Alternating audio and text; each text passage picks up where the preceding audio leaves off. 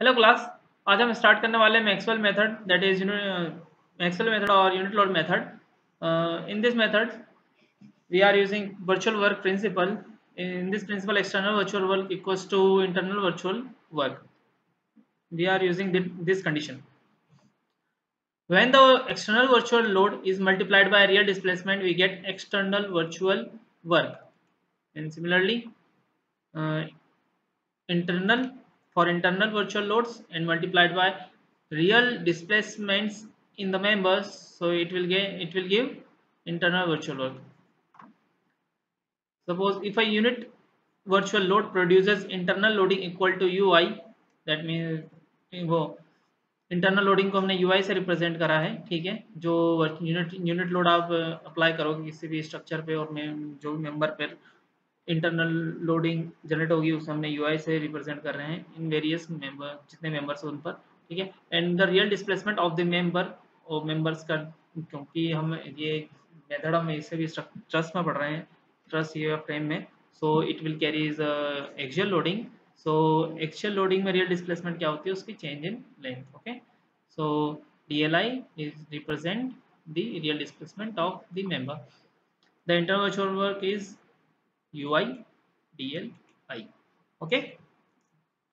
Now virtual work load at any point is 1 and displacement at that point due to external effects. What is external effects? Like external load, temperature changes, lack of it, etc. So there is a virtual load, and virtual load at that point where you want a deflection, we put a unit load on that point, and the real displacement then the displacement at that point where we want deflection, so we find out delta ui because of this unit load. We want load carries by the member, so represent by ui, which is a virtual load for members, and DLI is the displacement of members. DLI हम जानते हैं क्या होता है, for external load के case में PI LI by AE, ठीक है।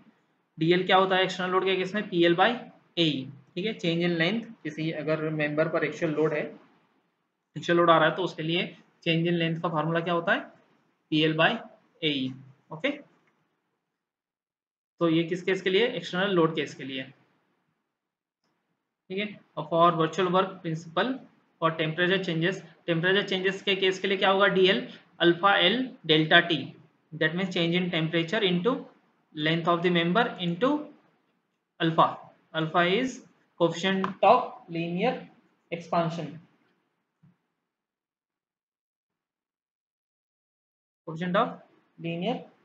या thermal expansion, okay. So it will get delta equals to ui alpha Li and delta Ti।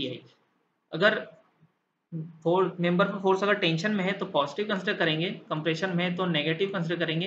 अगर राइज इन टेम्परेचर है तो पॉजिटिव शो होगा, और टेम्परेचर में फॉल है तो नेगेटिव शो होगा। और अगर डेल्टा पॉजिटिव आ रहा है, दैट मीन्स जो भी डिफ्लेक्शन है वो यूनिट लोड की डायरेक्शन में होगा, ठीक है। अब फैब्रिकेशन एरर केस में हम क्या देखते हैं, फैब्रिकेशन एरर का मतलब ये है कि member length are generally made longer or shorter than actual required. Length is ordered to introduce member force which will compensate for deflection due to load, ठीक है। Due to this lack of fit, joint deflection from original level will take place. The joint deflection in this case is calculated again using virtual work, okay. So it will get delta equals to summation ui DLI, okay। DLI ये हमें दिया जाएगा, ठीक है। DLI की value हमें दी जाएगी, ठीक है। अगर मेंबर अगर लॉन्गर है as than expected, so it will take positive, और अगर शॉर्टर है तो नेगेटिव, ठीक है। तो अब हम कुछ क्वेश्चंस पे आते हैं। तो there is a question numerical problem. एक स्ट्रक्चर दिया हुआ है जिसके अंदर क्रॉस सेक्शनल एरिया 400 mm² है और मटेरियल प्रॉपर्टी में E इक्वल्स टू 2 × 10⁵ न्यूटन पर mm² दिया हुआ है। हमें डिटरमाइन करने के लिए कहा है vertical displacement of joint C if 4 kN force is applied to the truss at C। ठीक है, C पे हमें डिस्प्लेसमेंट फाइंड आउट करना है, वर्टिकल डिस्प्लेसमेंट, और उसी C पॉइंट पर हॉरिजॉन्टल डिस्प्लेसमेंट भी पूछा है और इसी C पॉइंट पर हमें लैक ऑफ फिट की वजह से जो डिस्प्लेसमेंट आ रहा है वो भी पूछा है। ठीक है, तो this is the diagram, this is the structure. Okay, और ये पॉइंट सी है जहाँ पर डिस्प्लेसमेंट पूछा गया है। तो ये 4 kN का हॉरिजॉन्टल फोर्स है। तो पहले केस में हम सॉल्व करते हैं ये एक्सटर्नल लोड की वजह से इसके इन मेंबर्स पर जो लोड आ रहे हैं वो। ठीक है, तो वर्टिकल डिस्प्लेसमेंट पहला केस हमें यही पूछा है कि सी पर वर्टिकल डिस्प्लेसमेंट क्या होगा। तो पहले जो एक्सटर्नल लोड अप्लाई है उसकी वजह से हम देखेंगे कि मेंबर फोर्सेस कितना आ रहा है। तो सबसे पहले आर और आर बी कैलकुलेट करते हैं, सपोर्ट रिएक्शन। सो आर और आर बी कैलकुलेट करेंगे। So R B into 8 R B और परपेंडिकुलर डिस्टेंस हो गई 8 मीटर। ओके, और load into 3 metre. R B का एक्शन कैसा है, एंटी क्लॉकवाइज, और लोड एक्शन कैसा है, क्लॉकवाइज। So equal to 4 × 3। तो आर बी की वैल्यू आ गई 1.5 और आर ए की वैल्यू आ गई -1.5। ठीक है, और summation of all horizontal forces equals to 0, there is another equilibrium equation. So H A की वैल्यू कितनी आ जाएगी, 4 kN। ठीक है, अब हम क्या कर रहे हैं, जॉइंट ए ले रहे हैं। जॉइंट ए पर कौन कौन सा मेंबर कनेक्ट है, एक ए सी मेंबर कनेक्ट है, एक ए बी मेंबर कनेक्ट है। ठीक है, अब ए सी मेंबर ये रहा। ठीक है, और एंगल क्या है, थीटा। अब थीटा वैल्यू देखते हैं, हमने सपोज ये थीटा है, वर्टिकल हाइट 3, बेस 8 मीटर है, देयर इज अ हाइट 3, ये हाइट क्या है, 3 है। सो इंक्लाइन मेंबर कितना हो जाएगा, 3 and 4। तो इंक्लाइन मेंबर क्या हो जाएगा, 5√3² प्लस 4²। पाइथागोरस प्रमेय। Okay, Pythagoras theorem.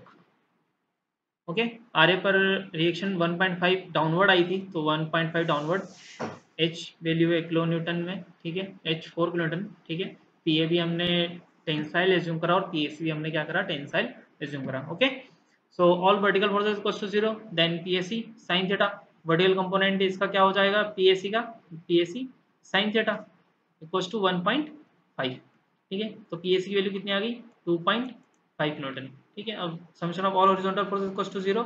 सो इसका हॉरिजॉन्टल कंपोनेंट क्या होगा, P S C cos theta, P S C cos theta.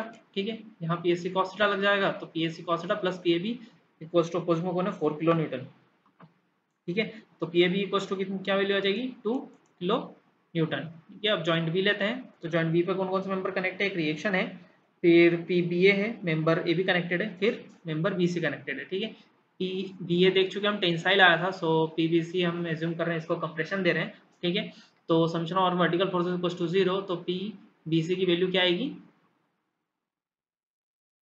P B C की वैल्यू क्या आ जाएगी, 2.5 kN। ठीक है, अब ये हो गया हमारा जो एक्सटर्नल लोड है उसकी वजह से मेंबर फोर्स कितने आ रहे हैं, क्या क्या वैल्यूज आ रही है मेंबर फोर्स की, वो हम कैलकुलेट कर चुके हैं। अब हम सेकंड स्टेप में क्या करेंगे, जितने भी एक्सटर्नल लोड्स हैं वो रिमूव कर देंगे। ठीक है, जो भी फिर लोड रिमूव करने के बाद जिस पॉइंट पर डिफ्लेक्शन पूछा गया है उस point per unit load apply करेंगे उस डायरेक्शन में जिस डायरेक्शन पूछा गया। हमारे पास हमें वर्टिकल पूछा गया तो हमने वर्टिकल डाउनवर्ड अप्लाई किया है। अगर पॉजिटिव डिफ्लेक्शन वैल्यू आएगी दैट मीन्स जो हमने डायरेक्शन एज्यूम करा है वो सही होगा, और अगर negative value I that means इसकी डायरेक्शन चेंज हो गई, मतलब डाउनवर्ड की जगह फिर वो अपर डायरेक्शन में डिस्प्लेसमेंट है। ठीक है, then the truss is analyse for the unit load.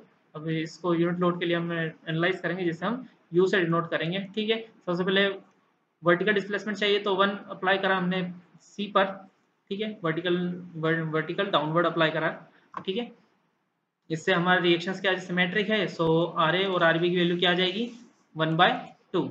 ठीक है, दोनों क्या आएंगी, वैल्यू सेम आएंगी। फिर टेक जॉइंट ए, तो उससे यू ए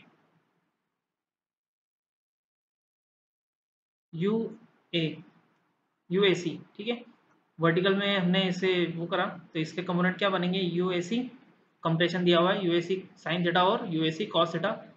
कॉस थीटा हॉरिजॉन्टल पे जाएगा और साइन थीटा वाला कंपोनेंट वर्टिकल जाएगा।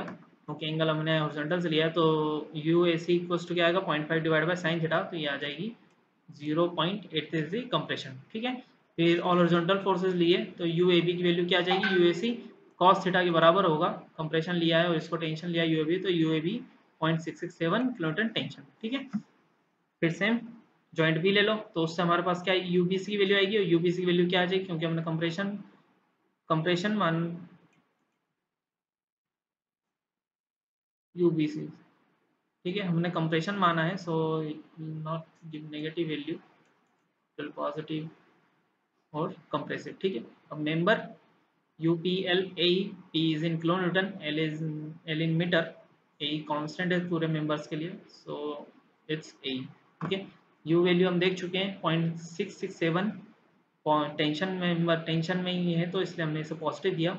T load load to value 2 kilo newton value आई थी उसकी, वो भी टेंशन में, ए बी मेंबर पे जो फोर्स आया वो 2 किलो न्यूटन है, उसकी लेंथ कितनी है 8 मीटर, ए कांस्टेंट है, सो मल्टीप्लाई करने के बाद क्या आएगा 10.672 बाय ए।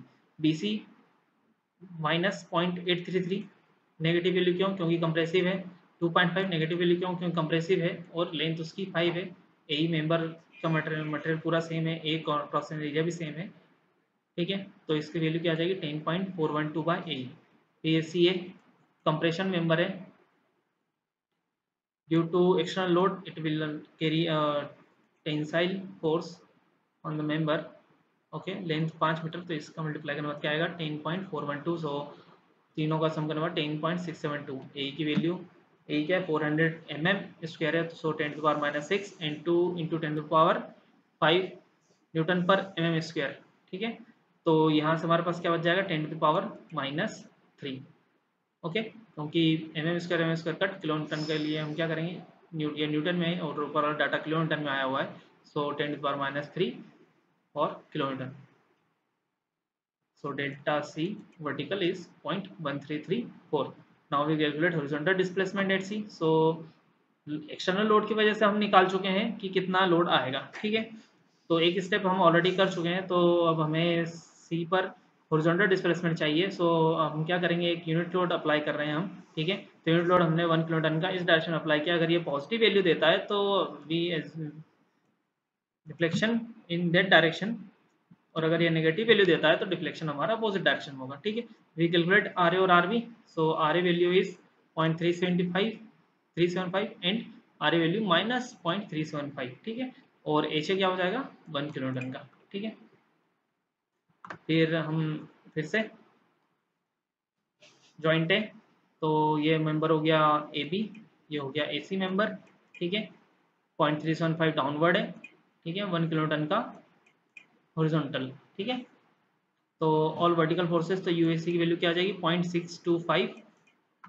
ठीक है, और ऐसे भी हमने इसी डायरेक्शन में लिया जिस डायरेक्शन में हमारे पास लोड था, तो 4 किलो न्यूटन के लिए हम ऑलरेडी निकाल चुके हैं, अगर आप सभी मेंबर पे डिवाइड बाय 4 कर दो तो 1 किलो न्यूटन के लिए वो वैल्यू दे देगा। ठीक है, फिर भी हम कैलकुलेट कर रहे हैं। So summation of H A equals to 0, all horizontal force equals to 0, तो यू ए बी की वैल्यू कितनी आ जाएगी 0.5 और 2 डिवाइड बाय 4 इज 0.5। ओके, वहाँ से भी आप निकाल सकते हैं वैसे ही डायरेक्ट लिख के। एक जॉइंट बी जॉइंट लिया और यूबीसी की वैल्यू क्या आएगी 0.625 कंप्रेसिव। ओके,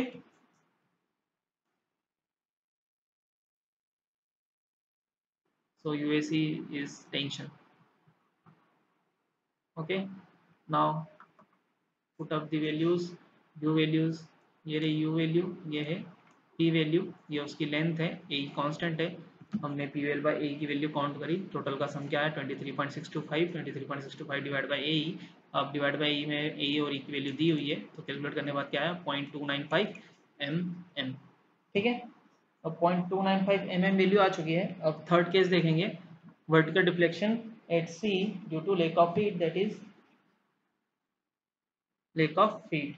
ठीक है, तो हमने क्या करा सबसे पहले, अब सी पे तो और वर्टिकल डिफ्लेक्शन पूछा है, तो हम क्या करेंगे यूनिट लोड एट सी पे लगाएंगे वर्टिकल डाउनवर्ड, जो कि हम ऑलरेडी इसके पहले केसेस में लगा चुके हैं। सो it will gives member forces 0.6678 A B member, और वो भी टेंशन, और बी सी मेंबर पे कंप्रेसिव है, सो 0.833, और सी ए मेंबर पे भी क्या है कंप्रेसिव है 0.833।